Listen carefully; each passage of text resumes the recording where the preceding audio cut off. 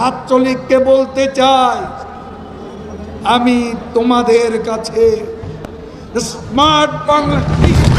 আওয়ামী লীগকে বাদ দিয়ে বাংলাদেশে কোনো বিশ্বাসযোগ্য, গ্রহণযোগ্য নির্বাচন, নিরপেক্ষ নির্বাচন হতে পারে না।